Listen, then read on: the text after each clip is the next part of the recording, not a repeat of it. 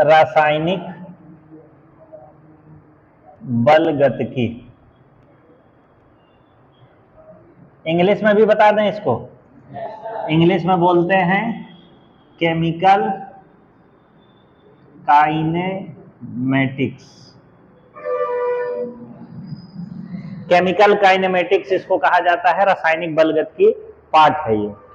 अब यहाँ पे पहले आप ये जानो कि रासायनिक बलगतिकी होती क्या है। केमिस्ट्री में हम लोग ज्यादातर आप यही पढ़ोगे कि कोई ना कोई रिएक्शन पढ़ी जाती है ना। जैसे एग्जाम्पल के तौर पर एक रिएक्शन हम इस तरह जानते हैं, नाइट्रोजन और हाइड्रोजन रिएक्शन करके कितना बनाते हैं, अमोनिया बनाते हैं। केमिस्ट्री का मतलब आप क्या समझोगे, कोई ना कोई रिएक्शन।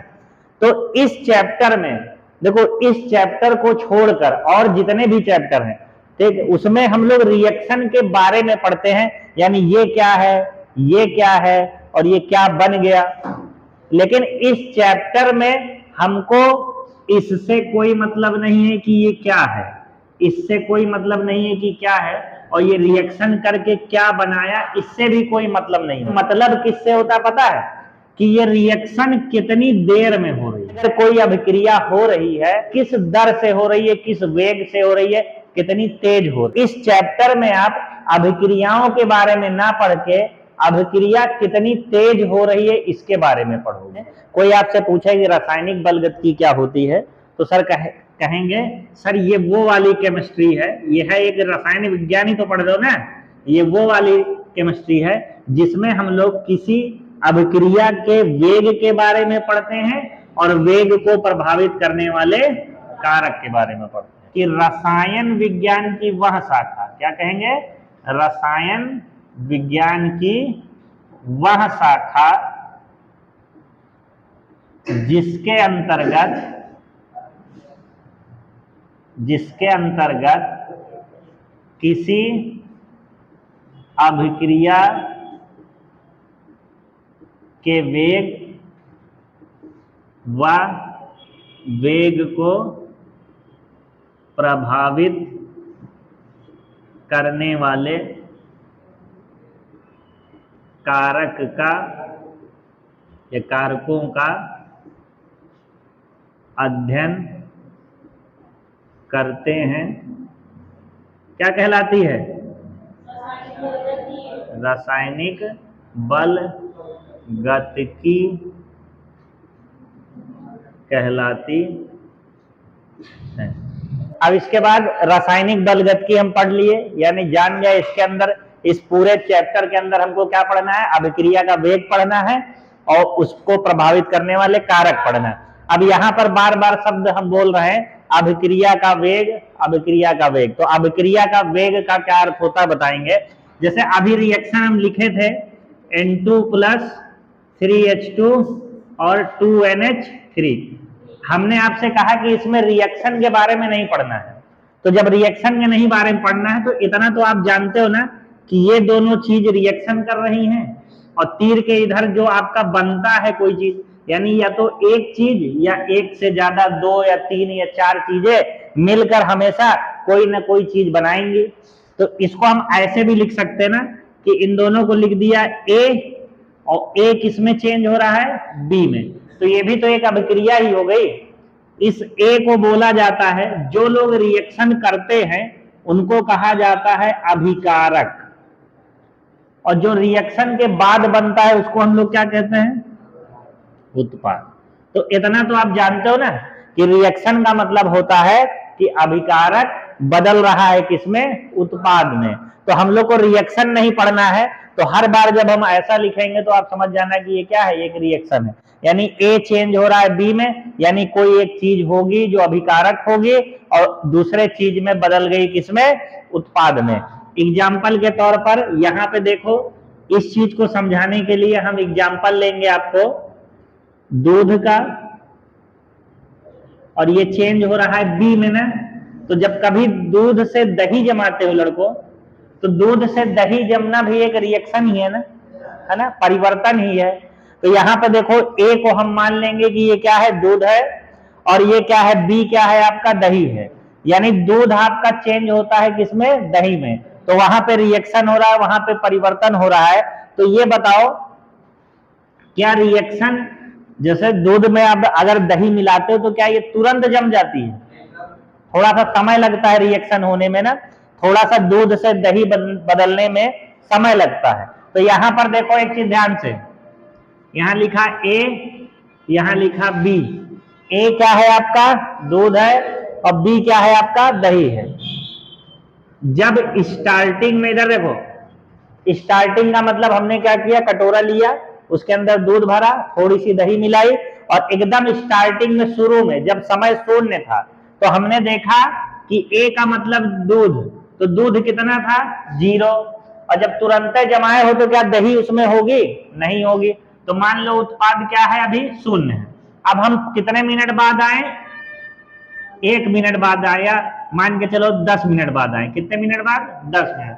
तो 10 मिनट बाद, अच्छा ये बताओ क्या होता है, कुछ पार्ट या कुछ भाग आपके जो दूध का है, कभी भी दही जमते हुए ज्यादा देर तक देखे हो, तो देखोगे जब तो हल्का हल्का थोड़ा थोड़ा दही करके जमता है, और फिर लास्ट में पूरा का पूरा दूध क्या है, किसमें कन्वर्ट हो जाता है, दही में। लेकिन स्टार्टिंग में क्या होता है, नीचे से हल्का हल्का जमने लगता है।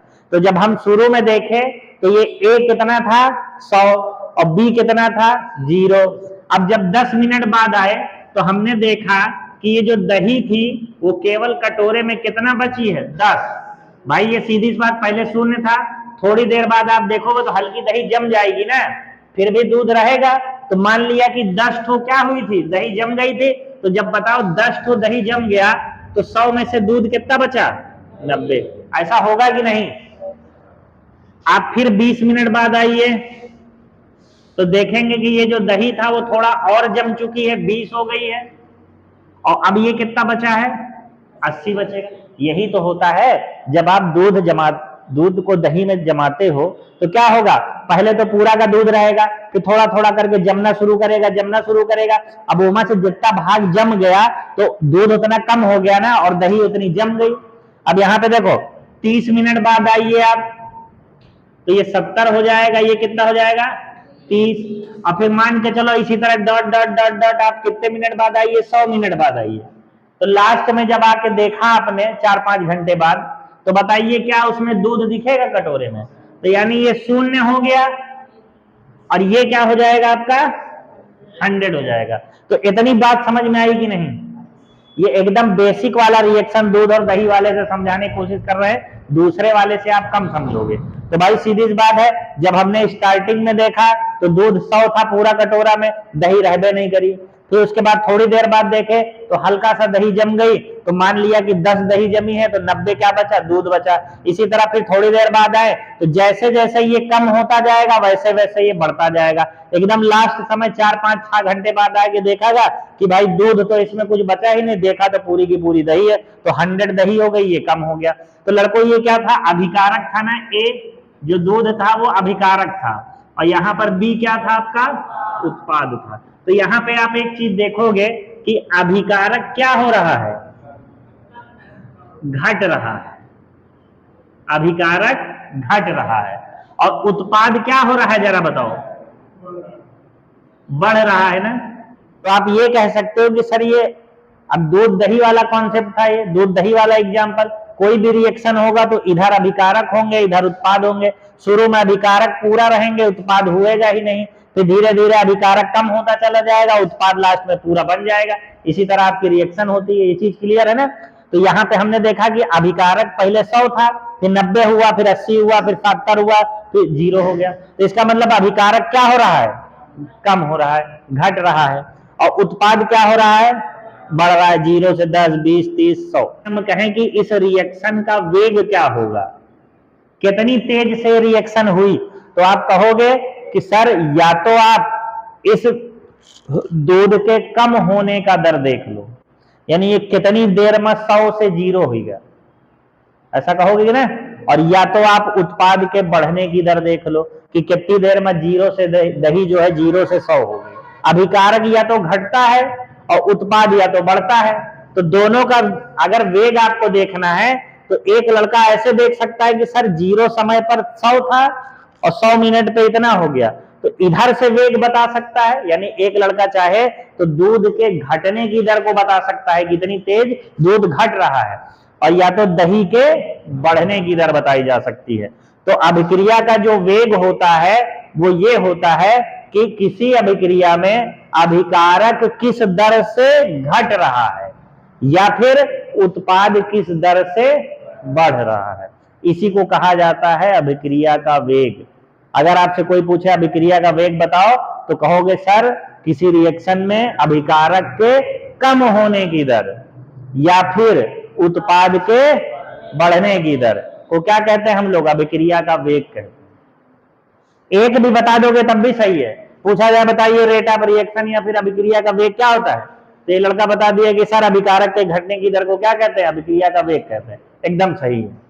दूसरा लड़का अभिकारक वाली परिभाषा न बता के उत्पाद वाला बता दिया कि सर अभिक्रिया का जो वेग होता है वो उत्पाद के बढ़ने की दर को क्या कहते हैं, अभिक्रिया का वेग कहते हैं। या तो इसके घटने की दर को बता दीजिए या तो इसके बढ़ने की दर को बता दीजिए, दोनों वेग होता है। और जो बहुत अच्छा लड़का होगा वो दोनों चीज बता देगा कि सर अभिकारक के घटने की दर या फिर या लगाओगे, यानी एक वो हो गया, या उत्पाद के बढ़ने की दर को हम क्या कहते हैं, अभिक्रिया का वेग कहते हैं। इसी अभिक्रिया में अभिकारक या अभिकारकों के घटने की दर या उत्पाद के बढ़ने की दर को क्या कहते हैं, अभिक्रिया का वेग कहते हैं। तो यहां एक चीज और समझ लो हमारी बात, अगर हम एक रिएक्शन ए से बी चलाएं, इधर देखो, अब वेग को लिखेंगे कैसे, ये उत्पाद है ना, नहीं ये अभिकारक है, ये उत्पाद है। तो अगर आप वेग का सूत्र लिखना चाहें तो लिखेंगे वेग बराबर इसके घटने की दर, तो दर के लिए लगाया जाता है डेल्टा ए बटा डेल्टा टी, और या तो इधर से लगा सकते हैं तो लिखेंगे वेग बराबर डेल्टा बी बटा डेल्टा टी। तो समझ लो कि डेल्टा बटा डेल्टा टी क्या होता है, दर। तो दर के लिए क्या शब्द लगाते हैं, डेल्टा बटा डेल्टा टी। अब ए के लिए लगा रहे हैं तो डेल्टा ए बटा डेल्टा टी, और बी के लिए बता रहे हैं तो डेल्टा बी बटा डेल्टा टी। इधर से भी वेग बताया जा सकता है, इधर से भी वेग बताया जा सकता है। उत्पाद है ए, क्या है, अभिकारक है ना, तो इसके घटने की दर ना, तो इसलिए यहां क्या लगेगा, माइनस, और ये उत्पाद है इसके बढ़ने की दर है ना, तो ये। तो इसी अभिक्रिया के वेग को या तो इस तरह आप बता दीजिए और या तो आप इस तरह बता दीजिए। हमेशा याद रखना, अभिकारक के तरफ से बताओगे तो यहाँ माइनस का साइन आएगा, उत्पाद के तरफ से बताओगे तो यहाँ प्लस का साइन आएगा। ये माइनस ये दर्शा रहा है कि ये घट रहा है, और ये प्लस क्या दर्शा रहा है कि ये बी बढ़ रहा है। तो ये पूरा परिभाषा होती है, घटने की दर किसकी, अभिकारक की, बढ़ने की दर किसकी, उत्पाद की, किसके साथ, समय के साथ। अभिक्रिया का वेग का मात्रक, तो याद रखिएगा मात्रक। अब पाठ नंबर 2 जो पढ़े हैं विलियन हमसे, तो याद रखिएगा जब ये कम हो रहा है तो इसका, जैसे 100 था, 90 है, 80 हुआ, 70 हुआ, तो ये कम होने का मतलब इसकी सांद्रता कम हो रही है। दूध पहले 100 था फिर 90 हुआ, इसका मतलब 10 क्या घटा, उसकी सांद्रता घट गई ना। तो ये जो कम होता है वो याद रखिएगा उसकी सांद्रता कम होती है। तो अगर मात्रक निकालना हो इसका तो याद रखिएगा ये ए क्या है, ये सांद्रता है, और नीचे क्या है, समय है। तो सांद्रता का मात्रक होता है मोल प्रति लीटर। तो मोल प्रति लीटर किसका मात्रक हो गया, सिर्फ इसका, सांद्रता का मात्रक। और नीचे समय चाहिए तो समय का मात्रक क्या होता है, सेकेंड।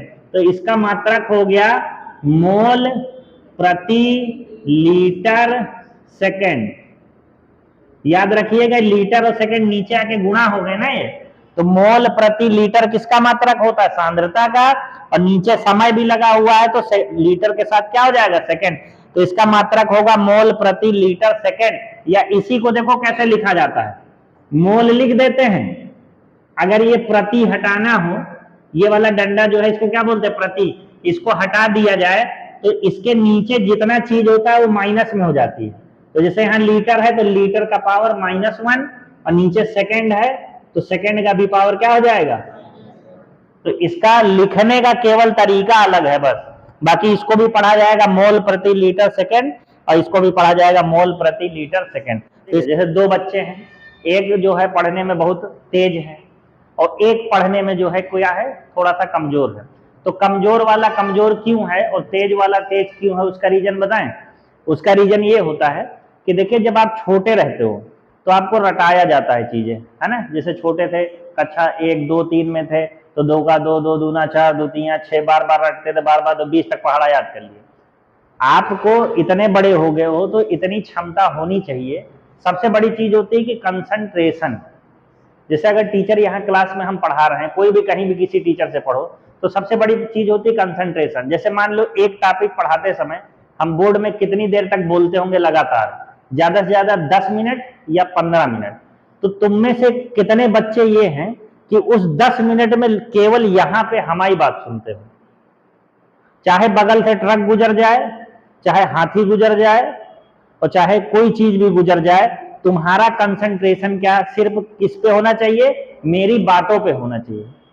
अगर टीचर कोई चीज बोल रहा है और लगातार 10 मिनट बोल रहे हैं, 10 मिनट तक जिस बच्चे का दिमाग केवल हमारी बातों पे गया, हम चाहे जो बता रहे हैं आपको, सिर्फ मेरी तुमने बात सुनी है, अगल बगल ये वो कुछ नहीं, मतलब बगल से कोई जा रहा है, बगल से गाड़ी जा रही, बगल से ट्रेन गुजर जाए, आपको अपना दिमाग नहीं हटाना है वहां से।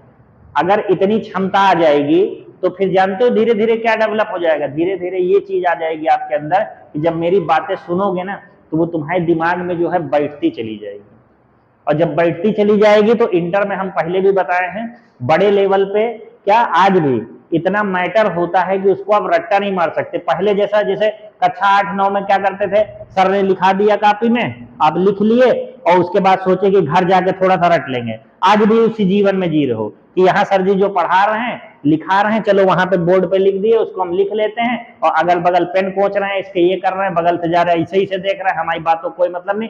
घर पे जाओगे उस समय तो याद हो जाएगा। मान लीजिए आज हमने 2 टॉपिक पढ़ाया, तुम घर पे जाके उसको रिवीजन करोगे, 2 चीज तो याद हो जाएगी, लेकिन उसको 2 दिन बाद भूल जाओगे।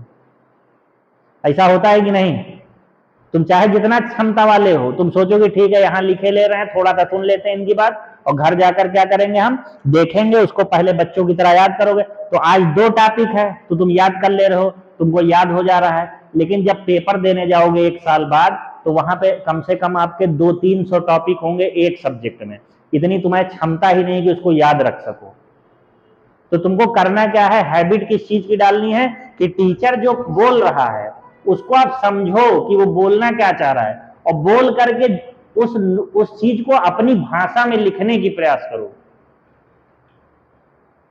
कंसंट्रेशन से। जैसे तुम यहाँ पे पढ़ रहे हो, कोई कंसंट्रेशन नहीं आ रही, अभी यही जगह सिनेमा हॉल में जाके मूवी देखने जाओ, तो मूवी जब देखते हो तो एक एक डायलॉग उसका, एक एक गाना और एक एक चीजें आप ध्यान से सुनते हो कि नहीं। और उसको 1 हफ्ता बाद भी अगर तुमसे पूछेंगे बताओ इसके बाद वो पिक्चर में क्या हुआ था, तो क्या करोगे, बता लोगे ना। उस समय तो नहीं कहोगे कि वो फलाना लड़का तेज था, उसको पिक्चर याद रहनी चाहिए, और हम कमजोर है तो हमको नहीं याद रहनी चाहिए। ऐसा होता है। एक तेज बच्चे को बैठा दो सिनेमा हॉल में और एक एकदम गधा लड़के को बैठा दो सिनेमा हॉल में, दोनों को पिक्चर दिखाओ, और 10 दिन बाद उसके बाद गधा लड़के से पूछो बताओ ये सीन के बाद क्या हुआ था, और तेज वाले से भी पूछो, दोनों बता ले जाएंगे ना। तो जब अगर तुम गधा होते, जैसा आप मान रहे हो कि हम पढ़ने में गधा है, तो पिक्चरिया भी भूल जाते ना। पिक्चरिया काहे नहीं भूलते हो, कभी सोचे हो। उसका रीजन ये है कि वहां पे आप जो है एकदम कंसंट्रेशन से देखते हो, आपका दिमाग केवल उस समय, फिर अगल बगल कोई बैठा है ना, जब मूवी में ऐसे देख रहे हो सामने, तो अगल बगल कोई बैठा है तो उसका भी नहीं ध्यान में आता है कि वो कर क्या रहे हैं, चीजें कर रहे हैं। जब क्लास में आते हो तो जो तेज बच्चा होता है वो तो हमारी बातें सुन रहा है, वो इसमें पढ़ने की कोशिश कर रहा है, दूसरा बगल में पेन कोच रहा है, इधर उधर कर रहे हो, बतिया रहे हो, तो फिर तुमको नहीं समझ में आएगा। अगर दिमाग तुम्हारे पास कम हो तो हर चीजों में भूलो, समझे? तो किसी के पास दिमाग कम नहीं है, बस कंसंट्रेशन नहीं लगा पाते, आप फर्जी चीजों में लगा लोगे। कोई गाना है 2 बार सुनोगे उसको, एकदम ध्यान से सुन लोगे उसको, गाने लगोगे। कोई परिभाषा है केवल 1 लाइन की है, उसको 10 बार बुलवाएंगे तो उसका रीजन है, उसका रीजन ये है कि तुमने उसको ध्यान से सुना ही नहीं, समझे? तो यही अंतर होता है, और धीरे धीरे धीरे यही चीज जो है अब फासला तय करने लगता है, दिक्कत हो जाती है। क्या दिक्कत होती है कि धीरे धीरे आपका जो है दिमाग जो है अच्छी चीजों में जाएगा ही नहीं। जैसे पढ़ाई वाली चीज है, आज इग्नोर कर रहे हो, पेन कोच रहे हो, फिर उसके बाद कल इग्नोर करोगे, पेन कोचोगे, तो फिर उसके बाद एक समय बाद, जब 1 महीना 2 महीना बाद जब इसमें कोशिश भी करोगी ना, लाओ हम ध्यान से पढ़ लें, तो नहीं समझ में आएगा, समझे? तो इसीलिए बोलते हैं कि ध्यान से पहले आप जो है घर पे पढ़ने की तो दूर, प्रैक्टिस करने की दूर, पहले इसी की प्रैक्टिस डालो कि अगर हम 1 घंटा लगातार बोल रहे हैं तो तुम्हारा दिमाग 1 घंटा हम में होना चाहिए, हमारे शब्दों पे होना चाहिए। बगल से ट्रेन गुजर जाए कोई मतलब नहीं, तुम ये भी ना देखो कि हाँ बगल में हारन कोई व्यक्ति दे रहा है, तुमको नहीं देखना है उधर। जैसे बगल में कोई आके हारन दे रहा है तो सब लड़का हम देख रहे हैं, अभी राजवाज ऐसे करके, अरे कौन आया ऐसे करके, तो नहीं देखना है। इतना तुम मगन हो जाओ इसमें, इतना मगन हो जाओ बातों में कि तुमको उधर देखना ही, अरे कोई भी हो, वो गाड़ी हारन दे रहा है, वो दूसरे के लिए दे रहा है, तुमसे क्या मतलब है? तुम तो पढ़ने आए हो ना, तो इसलिए आप ध्यान से सुना करो। हमारी बातों को जो है ध्यान से सुनो, हम क्या बताना चाह रहे हैं उसको कहानी जैसा समझो। पिक्चर को कहानी जैसा समझ लेते हो, इसमें नहीं समझ पा रहे हो कि ये चीज इसमें चेंज हो रही है, शुरू में कम था वो ज्यादा था, अब वो कम हो गया, अब ये ज्यादा हो गया, इसका मतलब या तो इधर से वेग या तो इधर से वेग, ये भी तो कहानी है। रेट ऑफ रिएक्शन यानी अभिक्रिया का वेग आप जान लिए। अब देखिए अभिक्रिया का वेग कै तरह का होता है। अभिक्रिया का वेग लड़कों 3 तरह का होता है।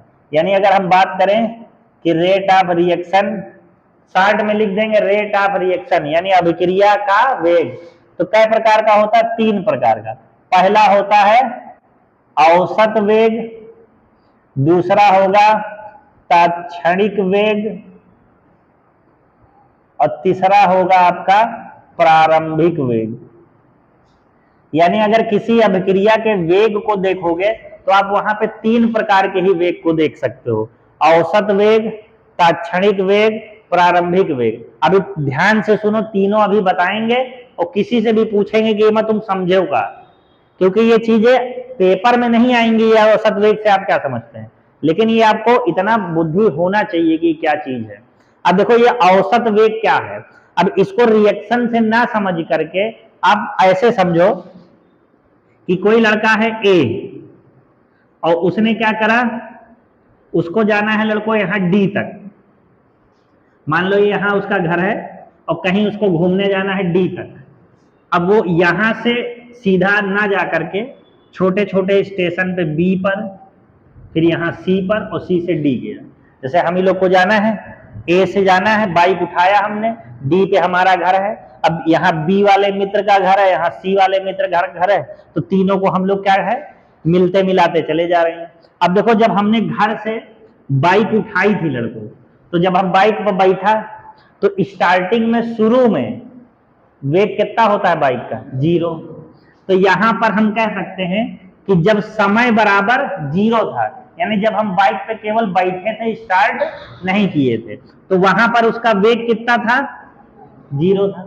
अब इसके बाद यहां से हमने गाड़ी स्टार्ट करी, पहले हमने एक्सीलेटर बढ़ाया 20 किलोमीटर प्रति घंटे की स्पीड से आगे गए। यहां बी पर जब पहुंचे तो कहें अब और तेज चलाएंगे गाड़ी, 40 पे चलाए किलोमीटर पर आवर। यहां पे मान लो कि टी बराबर 1 घंटे बाद, फिर यहाँ इस सी वाले दोस्त से मिले तो 2 घंटा हो गया। अब हमको देर हो रही थी, अब हमने सीधे किससे स्पीड बढ़ा ली? 80 किलोमीटर पर आवर, और 3 घंटे में इस दूरी पर पहुंच गए। ये कहानी समझ में आई कि नहीं क्या बोल रहे हैं? यहां पर कोई लड़का है, वो अपने घर पे बैठा है, उसको डी पे जाना है। डी पे जाने के लिए उसके 2 दोस्त हैं बी और सी पर। पहले वो बी से मिलेगा, फिर वो सी से मिलेगा और फिर डी पे पहुंचेगा। जब शुरू में टी बराबर 0 पे था तो उसका वेग क्या था? गाड़ी पे बैठा था, गाड़ी स्टार्ट तो थी नहीं, 0 था। उसके बाद उसने 20 किलोमीटर प्रति घंटे की स्पीड से गाड़ी चलाई। इतना समझ रहे हो ना? गाड़ी चलाया हो ना, 20 से चला सकते हो कि नहीं? तो 1 घंटा तक जब वो चलाया, यहां लिख लो 1 घंटे तक, तो वो बी पर पहुंचा, बी के दोस्त में मिला, चाय पानी नाश्ता किया, फिर आगे बढ़ा। अब यहाँ मान लो शिव कुमार का घर है सी पर, तो सी पर जाना था, तो देर हो रही थी, शिव कुमार फोन पर फोन करे बैठे हैं, भैया जल्दी आओ जल्दी आओ जल्दी आओ, ट्रेन चलो 26 से न चल के अब 40 से चलते हैं। तो यहाँ 40 से स्पीड चला और सी पर पहुंच गए। सी पर यहाँ इस शिव कुमार से मिले, उसके बाद 2 घंटा बीत गया। अब कहीं नहीं आ रहे भाई, डी पर पहुंचना है, बड़ा दूरी है। अब हम क्या करते हैं, 80 की स्पीड से गाड़ी चलाएंगे और 3 घंटा में कहां पहुंच जाएंगे, डी पर पहुंच जाएंगे। तो इसका मतलब यहाँ 20 से चला, 40 से चला और 80 से चला। समझ आया? अब इसी में तीनों का उत्तर है। पहली बात, जब t 0 था यानी समय जब शून्य था, तो यहां पर जो वेग होता है वो होता है लड़कों प्रारंभिक वेग।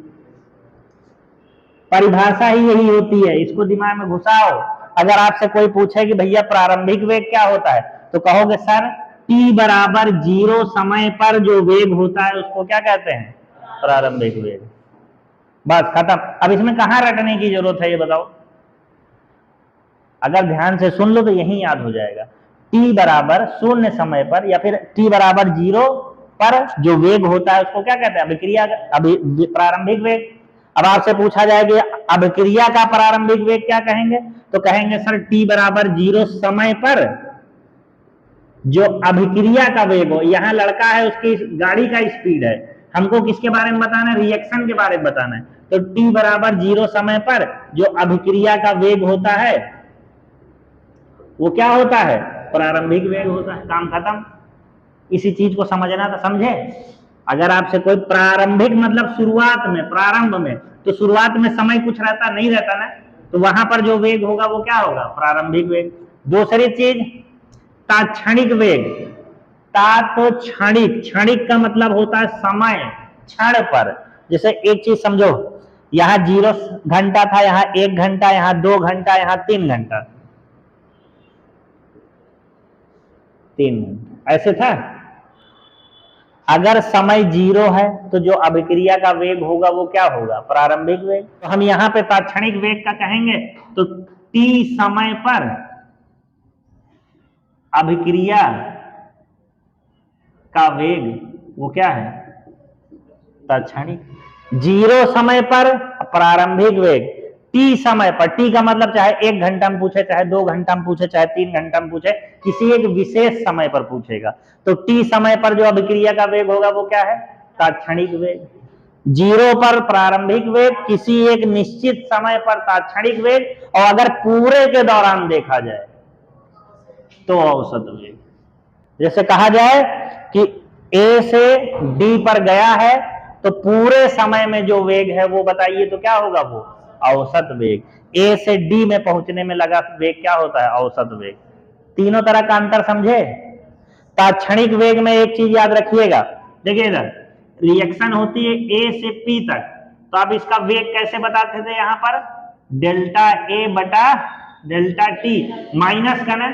जब तात्क्षणिक वेग आ जाएगा तो यहाँ ये डेल खत्म होकर के वेग याद रखना यहाँ होगा माइनस DA बटा, ये DA बटा DT क्या है, ये वही अब अवकलन है जो अभी आप पढ़ रहे हैं मैथ वाले। तो यहाँ पर अगर तात्क्षणिक वेग की बात करेगा तो केवल ये डेल्टा हटा देना, उसकी जगह क्या लगा देना है, D बटा DT, यानी डेल्टा डेल्टा की जगह DD लगा देना है स्मॉल। किसमें, तात्क्षणिक वेग में। अब ये औसत वेग क्या था, पूरे समय में। तो पूरे समय का मतलब क्या होता है, औसत वेग। तो ये क्या होगा, पूरे समय में अभिक्रिया का वेग क्या होता है। तो जब पूरे समय के लिए बात करेंगे तो औसत वेग बताएंगे, किसी एक निश्चित समय के लिए बताएंगे तो तात्क्षणिक वेग बताएंगे, और 0 पे पूछेंगे तो प्रारंभिक वेग बताएंगे। तो 3 ही तरह का अभिक्रिया का वेग होता है, ये समझ आया। अभिक्रिया का वेग क्या होता है, अभिकारक के घटने की दर या तो उत्पाद के बढ़ने की दर। कितने तरह का वेग होता है, 3 तरह का, औसत वेग, तात्क्षणिक वेग, प्रारंभिक वेग। प्रारंभिक वेग क्या है, t बराबर 0 पर जितना वेग है वो प्रारंभिक वेग। तात्क्षणिक वेग क्या है, किसी एक निश्चित समय में, t समय पर, या तो 1 घंटा में पूछ ले, या तो 2 घंटा में पूछ ले, या तो 3 घंटे, तीसरे घंटे में, चौथे घंटे में, ऐसा स्पीड पूछ ले, तो वो क्या है आपका ताक्षणिक वेग। और पूरे समय और पूरे अभिक्रिया का जब वेग निकालते हैं तो वो क्या होता है औसत वेग। यानी ये जो डेल्टा ए बटा डेल्टा टी था ये क्या था, ये औसत वेग। और इसी जगह डेल्टा की जगह अगर डी लगा दिया जाए तो ताक्षणिक वेग होता है। तो ये तीन तरह के आपके क्या है वेग। अब देखो कैसे वेग हम लगाएंगे किसी का। जैसे अभी देखो पहला वाला, इस पे एक न्यूमेरिकल आता है। अब देखिए कैसे आएगा। अगर ए चेंज हो रहा है किसमें, बी में, तो बताओ इसका अगर हमको वेग लिखना है लड़कों तो कैसे लिखेंगे। ये रहा अभिकारक, तो डेल्टा डेल्टा के रूप में लिखो चाहे डी के रूप में लिखो। तो चलो डी के रूप में लिखते हैं, तो लिखेंगे डी ए बटा डी टी माइनस में। या इसी का और एक तरीके से लिखा जा सकता है, लिखेंगे वेग बराबर डीबी बटा dt प्लस का। अब ये दोनों वेग है ना, तो इसको हम बराबर लिख सकते हैं कि नहीं एक दूसरे के। तो माइनस dA बटा dt बराबर हो जाएगा प्लस का dB बटा dt। तो इस रिएक्शन के लिए अगर हमको वेग निकालना हो तो किस तरह निकालेंगे, इस तरह निकालेंगे।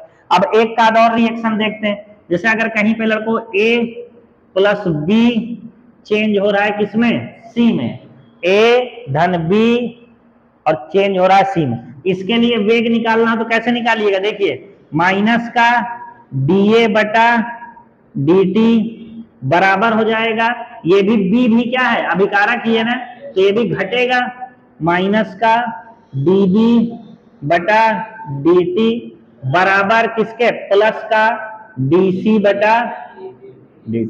तो इसका वेग क्या हो जाएगा, ये हो जाएगा। यानी जो अभिकारक में रहेगा तीर के इधर रहेगा उसके साथ माइनस लगा देंगे लड़कों, और तीर के उधर रहेगा उसके साथ हम लोग प्लस लगा देंगे। अगर दो लोग हैं तो या तो इसका निकाल लीजिए या तो इसका निकाल लीजिए और या तो इसका आप निकाल लीजिए। तो बीच में प्लस वलस से कोई मतलब नहीं है। इससे भी वेग आ जाएगा, इससे भी वेग आ जाएगा और इससे भी वेग आ जाएगा। तीन लोग हैं तो तीनों से वेग निकलेगा और इसी अभिक्रिया का निकलेगा, इसलिए तीनों बराबर होंगे। अगला देखिए, अगर आपको इस तरह आ जाए 2a प्लस b चेंज हो रहा है 3c में, यानी a b c के साथ अगर नंबर भी आ जाए, ऐसा होता है कि नहीं, तो क्या करिएगा। देखिए इस a के लिए लिखेंगे तो माइनस का dA बटा dt बराबर लगाएंगे, b के लिए लिखेंगे तो dB बटा dt और इस c के लिए लिखेंगे तो प्लस का dC बटा dt।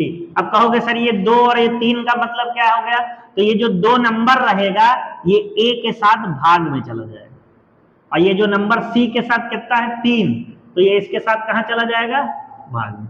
यहाँ इसके आगे जो नंबर होता है लड़कों वो किस में आ जाता है, भाग में आ जाता है। बाकी जो काम कर रहे थे डेल्टा बी और ये dB बटा dt सबके साथ इधर इधर ये अभिकारक है तो माइनस माइनस आ जाएगा और इधर ये उत्पाद है तो क्या हो जाएगा, प्लस हो जाएगा। अब देखिए जैसे ये तीसरा हो गया, अब चौथा चीज तुमको इसी में बताते हैं। जैसे अब रिएक्शन ही मान लो, वो वाली रिएक्शन हमने लिखा था ना N2 प्लस 3H2 चेंज हो रहा है किसमें, 2NH3 में। अगर इसके लिए अभिक्रिया का वेग निकालना हो तो देखो कैसे निकालोगे। N2 अभिकारक है ना, तो घटेगा तो माइनस dN2 बटा dt। ये जो 2 है इसके साथ है, इसके साथ वाले में भाग नहीं देंगे, इसके जो आगे लगा हुआ है उससे भाग होता है। तो यहाँ देखिए प्लस ये क्या हो जाएगा, माइनस dH2 बटा dt हो जाएगा। ये 3 क्या है, यहाँ है तो ये 3 कहाँ चला जाएगा, और ये दोनों बराबर होंगे ना, और बराबर ये 2NH3 है तो क्या हो जाएगा dNH3 अपॉन dt कितने से भाग, और यहाँ क्या हो जाएगा, प्लस हो जाएगा। ए बी के रूप में भी आपको रिएक्शन इस चैप्टर में मिल सकती है, और अगर ए बी के रूप में ना मिलकर इस तरह मिलती है जैसे आप पहले पढ़ते आओ तब भी कोई दिक्कत नहीं। इसके आगे ए बी की जगह N2H2 लग जाएगा, बस इनके आगे जो नंबर होता है वो कहाँ चला जाएगा, भाग में, और अभिकारक है तो माइनस, उत्पाद है तो प्लस हो जाएगा। अभिक्रिया a प्लस बी चेंज हो रहा है किसमें, 2C। इसके लिए a के विलुप्त होने की दर यानी a के कम होने की दर कितनी दे रखा है ये, तो C के बनने की दर बताइए आप। ठीक, अब इस सवाल को देखो, जैसे जब भी ऐसे सवाल देखेंगे तो ये जो रिएक्शन दे रखा है A+B चेंज हो रहा है किसमें, 2C में, तो इसमें हमको वेग निकालना है। भाई बनने की दर का मतलब क्या होता है, रिएक्शन का वेग ही निकालना है ना। तो इस पे वही चीज लगाओ जो अभी लगा रहे थे। तो यहाँ पे देखिए लगाएंगे तो डेल्टा सही लगा लो, डेल्टा A बटा डेल्टा T माइनस का बराबर होगा डेल्टा B बटा डेल्टा T माइनस का, और बराबर 1/2 प्लस का डेल्टा C अपान डेल्टा T। ये तो चीज जानते हो ना, ये C के साथ 2 है तो ये 2 कहाँ आ जाएगा, इसके भाग में। अब देखिए आपको दिया क्या है, A के विलुप्त होने की दर, यानी किसके बारे में बताया है, A के बारे में। तो इसकी जगह पर हम लोग क्या रख देंगे, 10 की घाते -2। और किसके बारे में पूछा है, C के बारे में, इसको पूछा है ना। तो जब ये तीनों चीज बराबर है तो हम चाहे इसको इसके बराबर ले लें और चाहे इसको इसके बराबर ले लें। तो भाई सीधी सी बात, हमको C के बारे में पूछा है तो C वाला बराबर लेंगे ना। तो यहां से बराबर लेंगे 1/2 प्लस का डेल्टा C बटा डेल्टा T। अब जरा यहां ये बताओ, इसी का मान तो पूछा है आपसे, बनने की दर डेल्टा C बटा डेल्टा T। तो इस 2 को कहां भगा देंगे, इस साइड। तो इस साइड ये किस में आ जाएगा, गुणा में। तो 2 × 10 की घात -2, ये किसके बराबर हो जाएगा, डेल्टा C बटा डेल्टा T के बराबर, और प्लस का रहेगा। और यही आपका क्या हो जाएगा, उत्तर। ये वाला उत्तर हो जाएगा। सुनिए, यहां माइनस है, यहां माइनस लगेगा कि नहीं, तो नहीं लगेगा। क्यों नहीं लगेगा, क्योंकि ये माइनस जो है आपको ये मान नहीं बताता है, ये बताता है कि घट रहा है और ये बताता है बढ़ रहा है। तो यहाँ पर पहले ही बोल रहा है ना, विलुप्त होने की दर यानी घटने की दर, तो इसके साथ आप माइनस नहीं लगाएंगे। ये केवल ये बताता है कि घट रहा है कि बढ़ रहा, मान से मतलब नहीं होता है। तो यहाँ पर आप इसको माइनस में नहीं लेंगे,